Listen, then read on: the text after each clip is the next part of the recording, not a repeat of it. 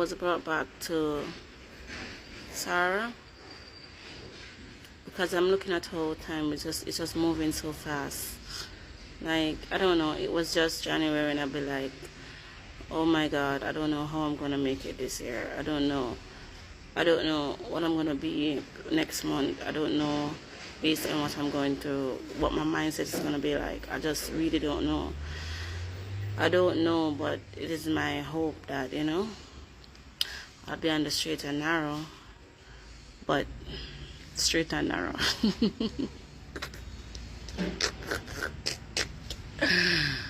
Oh my God. Anyways, so I was thinking about Sarah. Seriously, not even me was just getting up and just remembering Sarah. I think the Holy Spirit reminded me something about Sarah. And what he reminded me of was the fact that we often hear persons say that, oh, God don't need no help. But at the same time, even though we ourselves might even say this afternoon, we oftentimes tend to want to help God. Like, we know it as saying, it's something probably we even say to somebody that God don't need no help in getting certain things done for you. God don't need no help, so there's no need for you to go out there. There's no need for you to compromise. There's no need for you to invite destruction or pain or agony, bye baby, in your life. But guess what?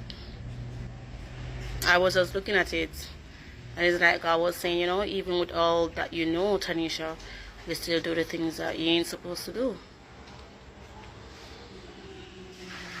I'm gonna be like, I can't be alone stay, so not that I need company, but I was just looking at it. Cause Sarah was just there thinking, I'm 19.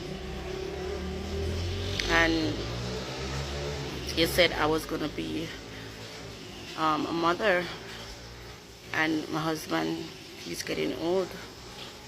So she said, you know what, let's do it.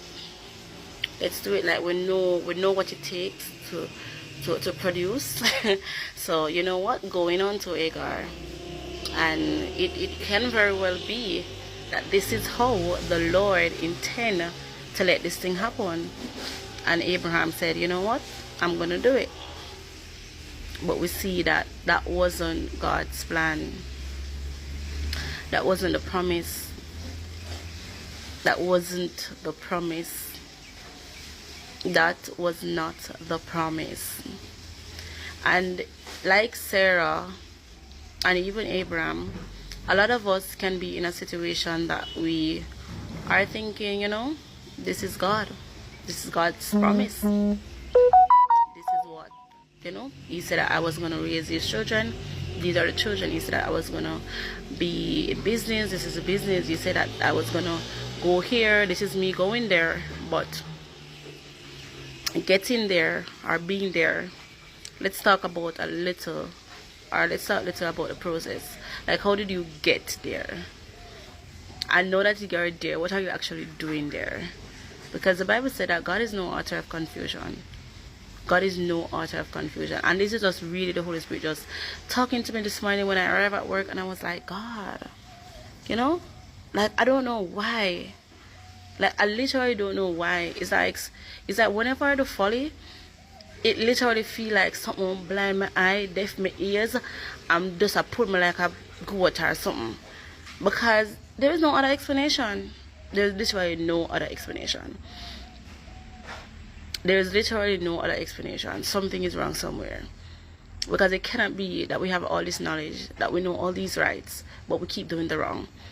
And when we're in the wrong, and when we are failing to accept that this is an error, we make all the, we put all the scriptures on it to back it up. We put everything nice on it to back it up.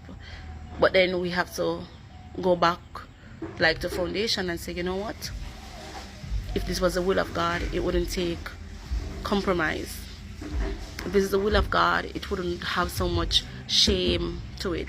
If this is the will of God, it wouldn't cause me my integrity. If this is the will of God, it wouldn't be giving me a sleepless night. If this is the will of God, the will of God is something that not only you will see, but it's something that you will proudly allow others to see. And if it is that God cannot be glorified, then this cannot, it's absolutely not the will of God.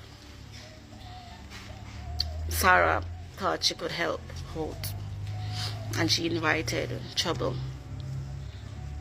And I don't know if I'm dealing with trouble right now that I've invited. I really don't know. But I pray God will, just be merciful and just, help me to navigate through the season. Alright.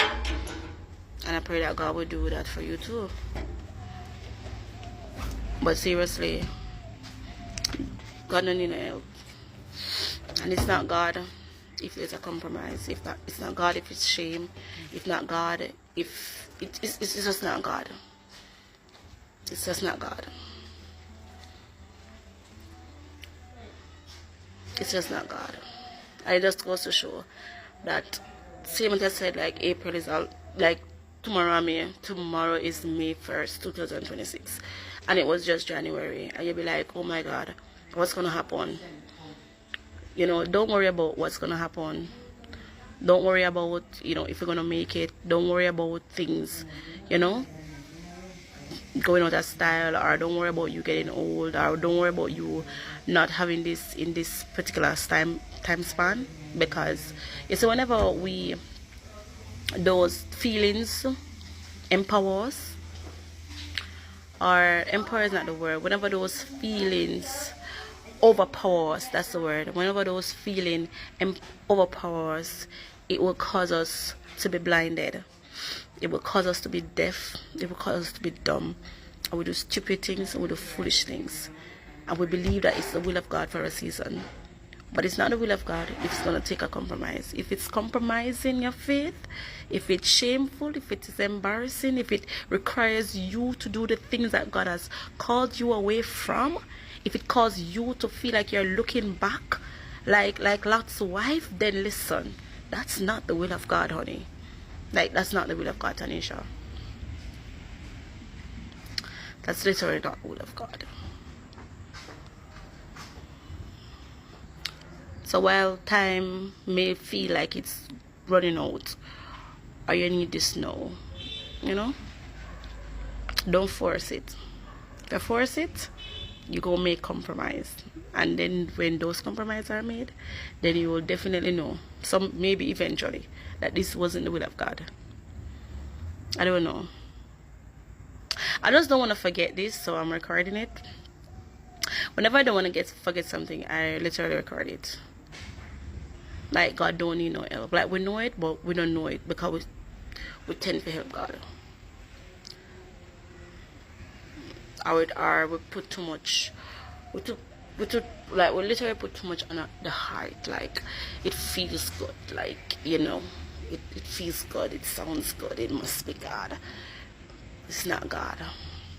The enemy is slippery. He's cunning. Snares are just thrown out there.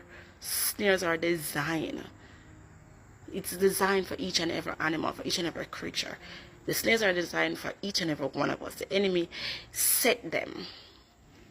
It's not just throwing them out there randomly. He's setting them specifically to catch you.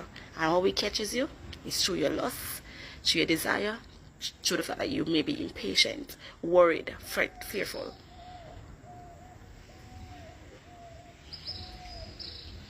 The will of God don't take a compromise. The will of God takes submission, endurance, resilience, faith.